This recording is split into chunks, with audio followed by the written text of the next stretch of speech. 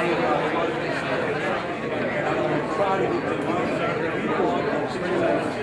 do a hug if you want, though. Whatever you want to do. The man, chest ball. Thank you for coming to join us today. If you'll take your seat, I want to welcome you to the Vidalia Convention Center. We have Billy Nungesser here with us today. And at this time, we're going to go ahead and give the invocation, and then followed by the pledge. Tanchi.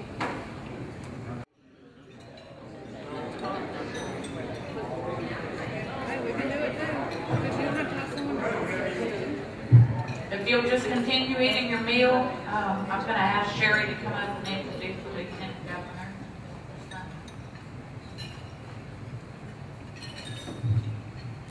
Hey, how are y'all doing today? Let me just read you a little bit of Billy's bio. I'm not going to read all of it because we've been up here for about 30 minutes if I did. William Harold Billy Nungesser was born January the 10th, 1959 to William Acklin Billy Nungesser and Ruth Marks Nungesser. His father was a respected, distinguished Republican leader who served as Chief of Staff to Governor Dave Treen and Chairman of the Louisiana Republican Party. His mother was a charter member of the Republican Women of Louisiana. As a young man, Billy conceived the idea of converting metal shipping containers into portable living quarters for offshore workers. In 1991, he turned a $7,500 loan from his mother into General Marine Leasing Company, a business that grew to employ more than 200 workers and reached $20 million in sales as the largest provider of portable buildings in the Gulf of Mexico. He was also a founding member of the Plaquemines Association of Business and Industry. Louisiana Lt magazine named him as one of the state's top CEOs, and this was all at a young age. Also in 2005, Billy and his beautiful wife, Cher, rode out Hurricane Katrina at their cattle and elk ranch in southern Plaquemine Parish. After the storm, he spent days rescuing stranded animals and people and took weeks rounding up the displaced animals. He was very infuriated by the slow response of Louisiana's elected officials at that time, and that anger led him to run for office. He was elected Plaquemine Parish President in 2006 and immediately started challenging and working with FEMA and the United States Army Corps of Engineers. He focused on developing a master plan to restore Louisiana's ravaged coastline and wetlands as a way to protect communities from storm surges. He's also received many awards on Disaster Recovery, Contractors Association, and other things. I wanted to be sure and highlight one of the other things that he and his wife, April the 20th, 2010, Plaquemine Parish became ground zero for the nation's most devastating environmental disaster. Of course, that was the BP Deepwater Horizon oil rig explosion in the Gulf of Mexico. Billy at that time became the voice of Louisiana's frustration. He took on national agencies, BP officials, and even the President of the United States. And if you may remember, if you saw anything on national news, he was the man on top of the levee yelling at everybody, or taking them down and looking at the sand, the oil. He forced the government to take quicker action to protect wildlife and property. He cut red tape and he chastised the national leaders. One thing he never does is measure his words for political correctness. What he thinks is what comes out of his mouth, because he believes the only correct thing to do is fight for the rights of those that are harmed. Billy was elected Lieutenant Governor November the 21st, 2015. In that role, he is not only second in command in the state of Louisiana in the executive branch, but also the state's ambassador as Commissioner of the Louisiana Department of Culture, Recreation, and Tourism. I urge all of you to go to his website, Lieutenant Governor's website, and just look at the accolades and awards that he has. Absolutely, just really, there's pages of them that you can look at. They're all true. With no further ado, I want to introduce you to a man that truly loves Louisiana, a man I'm proud to call my friend. let's stand up and give your Lieutenant Governor a good Concordia Parish welcome. Billy Nungesser. Sit down, please. You don't need to stand up. Sir, thank you. You do a great job. I love the commercials on Vidalia. Every time I see them, it makes me want to come up here. Look, they work because I'm here.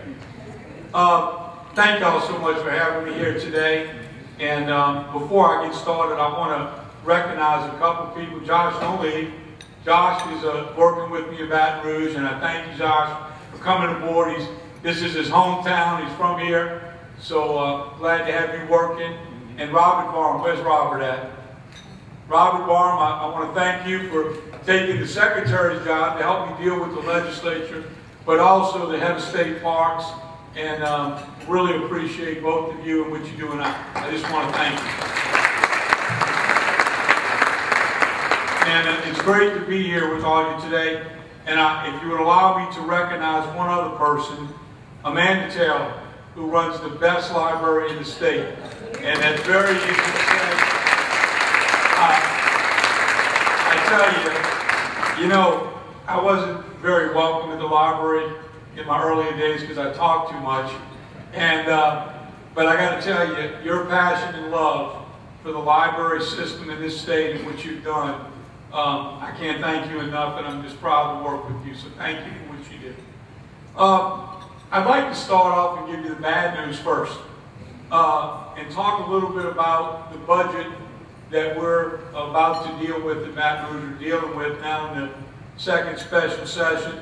Then I'll tell you a little bit about the good things going on, and then I'd like to save some time to answer questions, because it's so important for me to continue to travel the state and get ideas and thoughts from you, not only from my job as Lieutenant Governor, but anything I can bring back to the legislature or to the governor that needs addressing. And it's going to be so important for me to continue to travel around the state and continue to talk with the residents, and not just think I have all the answers in Baton Rouge.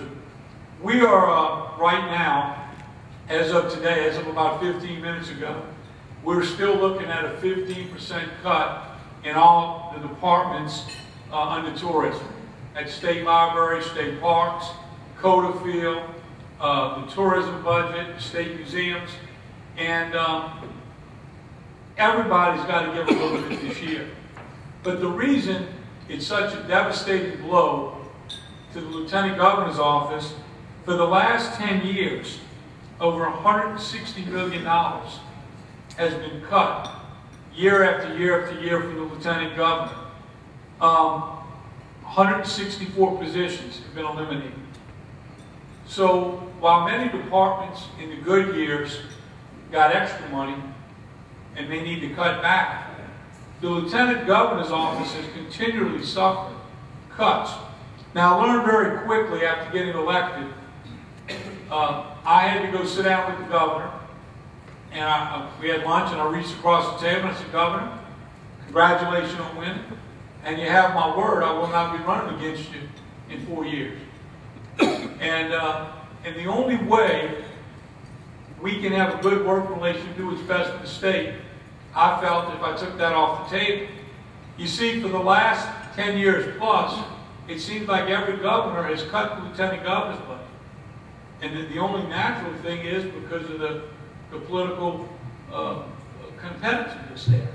So we feel like at least we're sitting down talking about the importance of tourism and the things, libraries, and all the state parks and things under the Lieutenant Governor, that we have that open door policy, and we're able to work together to do what's best for the state. So at this point, with the 15% cuts, y'all have all seen the chart where some of the state parks, museums, historical sites may have to close. Now, we're confident, because of the hard work of people like Robin and his staff, looking at things, private-public partnerships, naming rights. We're talking to CenturyLink about possibly adopting Poverty Point, World Heritage Site.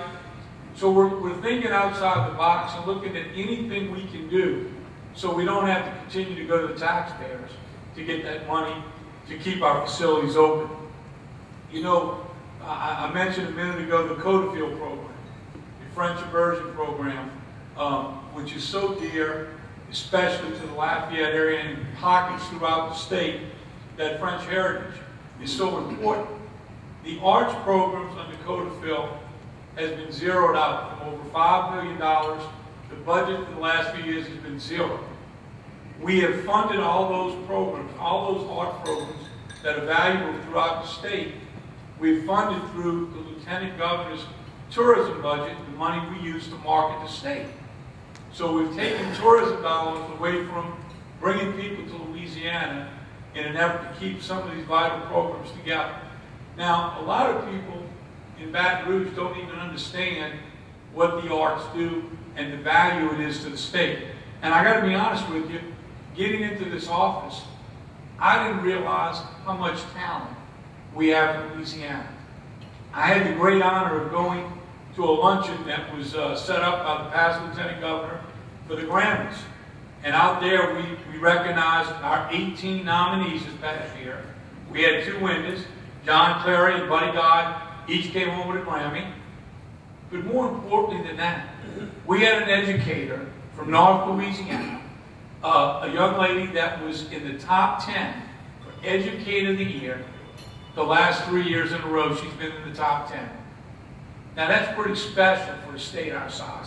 As a matter of fact, we have had a nominee in the Grammys every year since 1960. By far more talent out of this state than any other state compared by size. So when you look at these programs that we fund that are so important to nourishing that talent around Louisiana, that's why we've been so successful. We have 22 state parks, 17 historical sites, and over the last several years, that department has received over $50 million in cuts. So if you visited a state park in Grassman, it's a little higher, there's been in need of repairs, it's because of those cuts.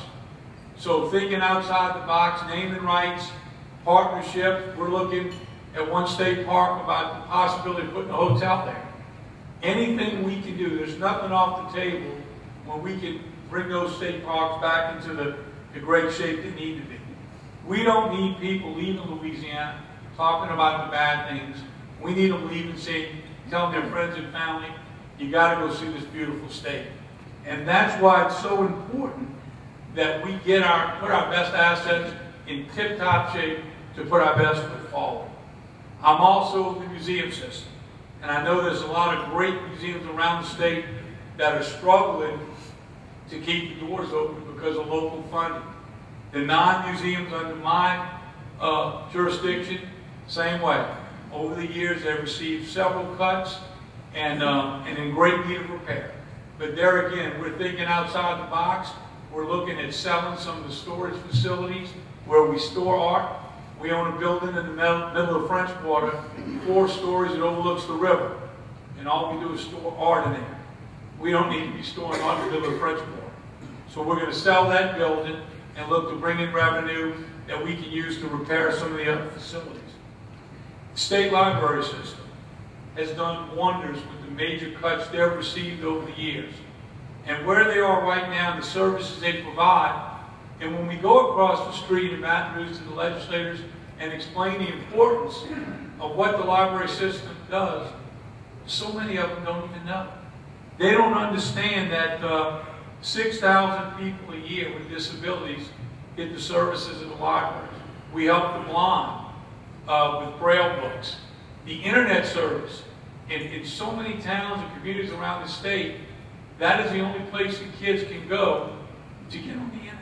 So the programs that they provide on such a limited budget affects every community around the state.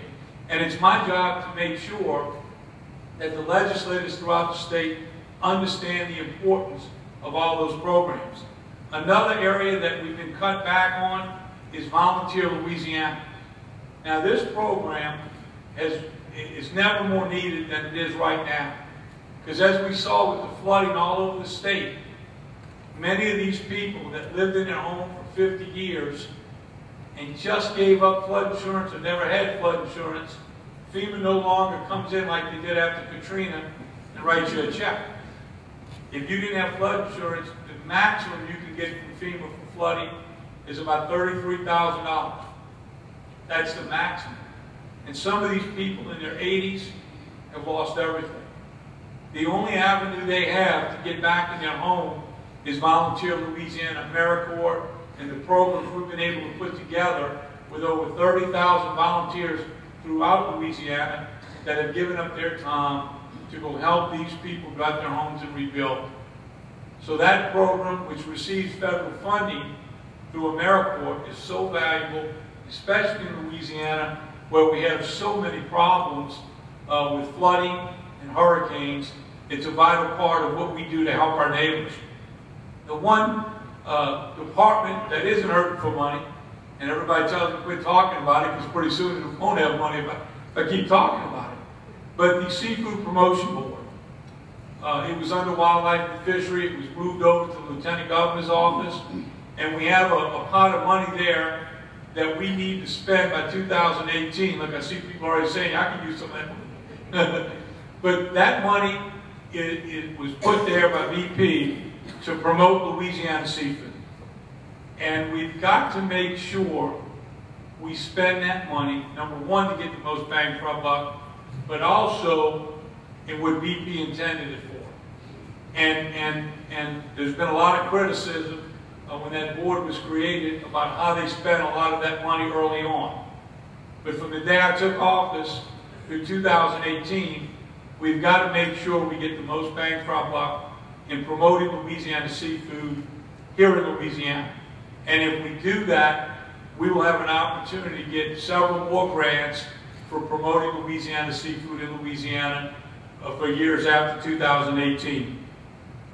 The good news is tourism is up 2015. The numbers again, 28.9 visitors visited Louisiana. They spent $11.5 billion and generated $843 million in taxes that we didn't have to pay.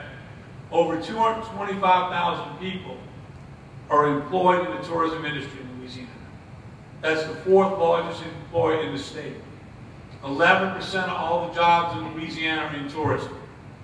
So tourism is important to every corner of this state.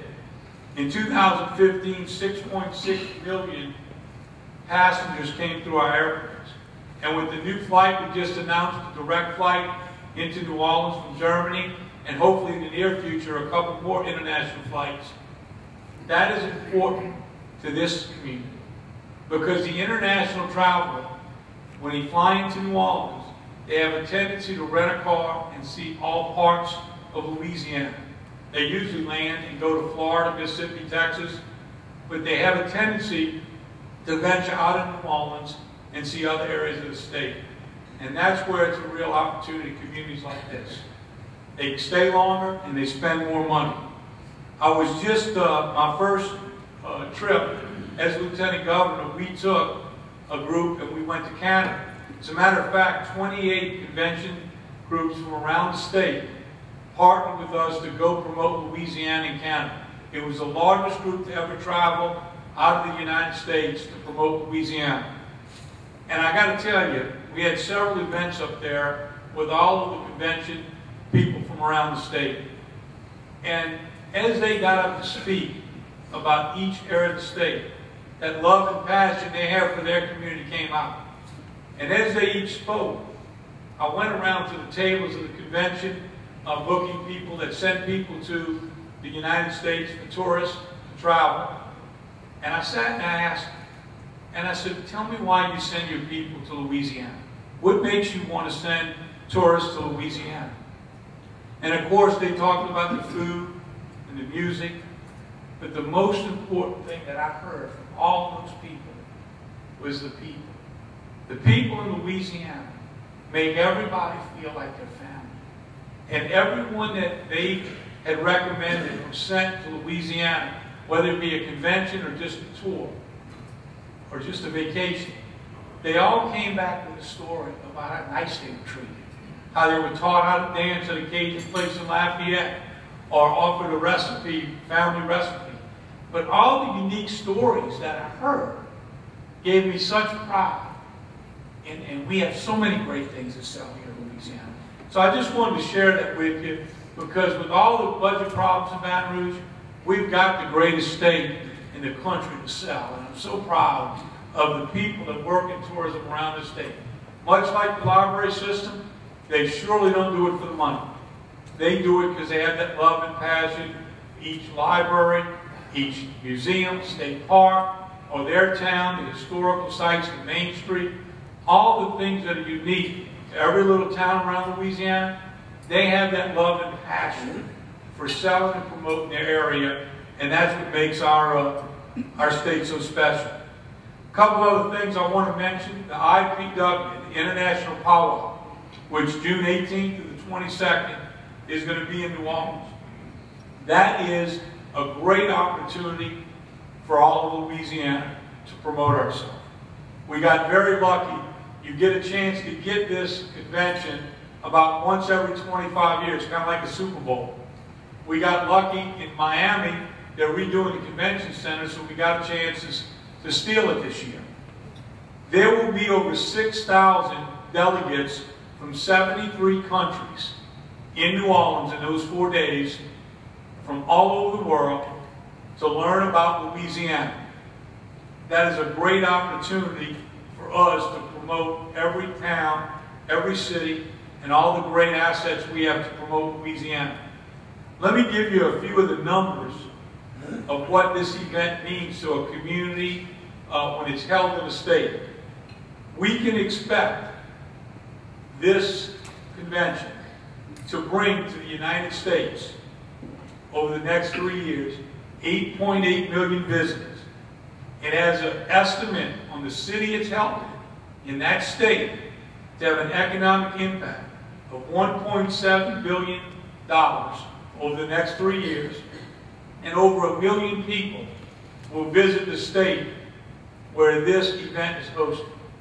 That's a huge opportunity by Vidalia and every city across Louisiana to bring those tourists back here and have them visit your town. Now, I'll mention the Viking Cruise Line. When I was up here doing the campaign, I talked about why we should have a facility here for them to stop. The governor, several years ago, when he made the announcement, he talked about Baton Rouge and New Orleans. I'm planning on meeting with them soon to talk about that opportunity to have additional stops on the river. There's federal grant money available if we partner with the Coast Guard to allow them to use the dock in an emergency, that we can get some federal money to help build those facilities. But that Viking Cruise Line could be a huge boost to the economy in Vidalia. Even if they just stop for a day trip where they get off and visit the museums, the restaurants, and shop, it would be a great boost to this area. And I look forward to working with your team up here to make that happen. I want to mention a couple other things because as Parish President Plaquemine mentioned, we faced enormous challenges with the economy after Hurricane Katrina. As a matter of fact, everybody just about moved out. There was one company that was open. It was ConocoPhillips. And I went to the plant manager and asked him to see his vendor list. And as I looked at all the companies he did business with, everybody that he did business with was out of Texas. Well, that made sense. That's where their corporate office was. But as I went down the list and I looked at companies and asked what they did, so why don't we have Louisiana companies doing that? So we, small group of business people, ventured out to find local Louisiana companies to replace those companies out of Texas. The company that wrapped the insulated pipe in the refinery was out in Austin. Today, Brand Insulation does that work. They added 200 employees and completed trucks. The air conditioning work was out of Texas. Plaquemine Parish, they built 2 new buildings. Those 2 family businesses now have a fleet of trucks and employ over 50 people each company. It wasn't a fancy ribbon cutting on TV. It was just a lot of people that cared about their community rolling up their sleeves. Imagine if the Lieutenant Governor went with your mayor to Baton Rouge and asked Exxon to see their vendor list. I know they make a lot of stuff out of state, and I know we have a lot of empty warehouses around Louisiana. So I look forward to working with the governor's team on economic development, with your local officials, to make sure we fill a lot of these empty warehouses by asking the refineries and plants across Louisiana to do the right thing, and whatever they're buying out of state, to make sure they buy it here in Louisiana. In closing, I'll tell you this. With all the tough times in Baton Rouge, there's no better time than to promote and sell Louisiana and bridge that gap in our economy by growing tourism. We by far have the greatest assets to sell of any state in the country. The food, the music, the culture, the history is second to none. But just remember, the most special thing about Louisiana is you, the people. Thank you. God bless you. I'll be glad to take any questions. That'll be a first. Nobody has a question. Nobody? Oh, I knew she did. Shouldn't ask.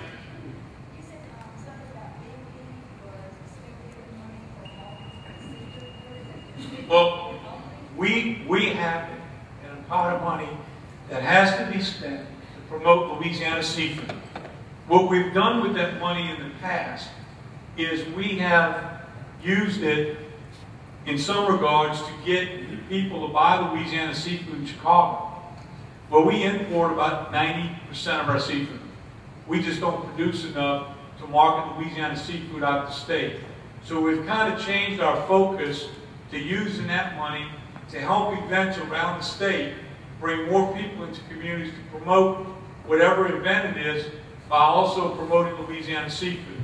So we're going to set up a grant program, much like we did for the tourism dollars, to make sure at festivals, fairs, or events that you may have to promote your community, it'll give you a little extra bit of money to either promote it across state lines and or to have a chef there or a chef contest to promote cooking Louisiana seafood to bring more people to your event. So there's nothing off the table on how we do it. We just know it's got to be used to promote Louisiana seafood in a way that is in line with BP. Granted us that money to do that. One other thing. Huge like I happened to be buried in the Wolverine this week. Have you seen any change, or is there going to be any change on the film industry? She asked about the film industry credits. I believe it's purposely been left out of discussions in this special session because if they bring it up, there's a good chance it'll go away completely.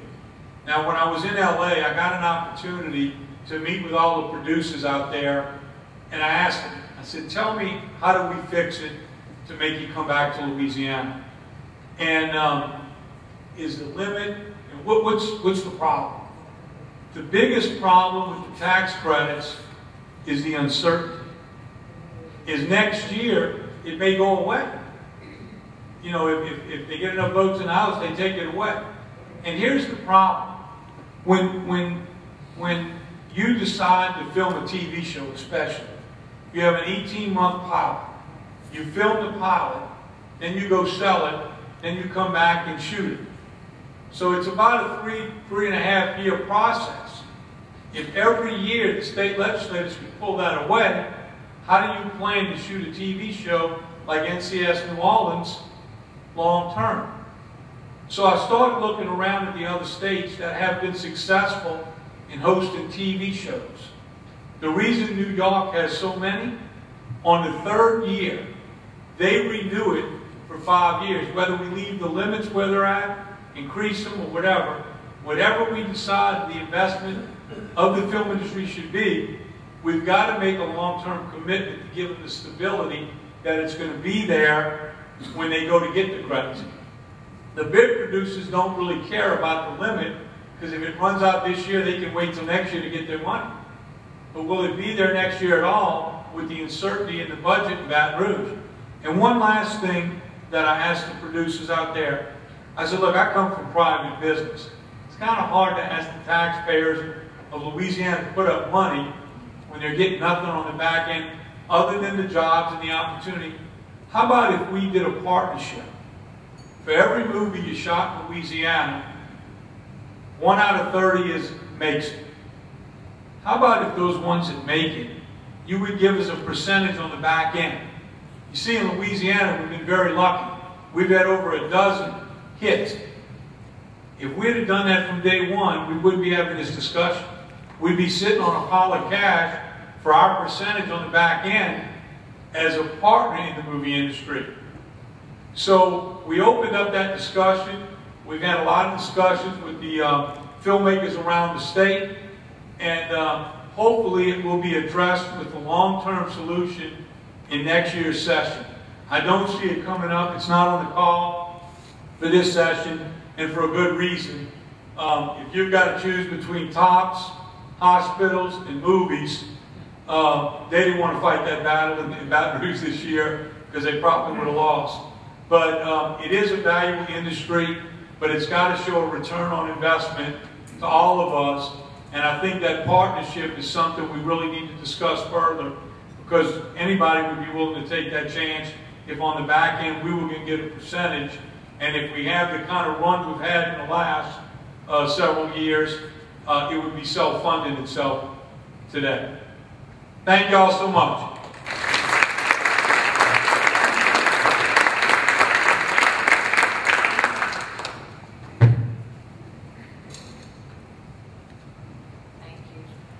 We're going to go ahead and draw the door prize and everybody will be dismissed unless anybody had an announcement to share with everybody.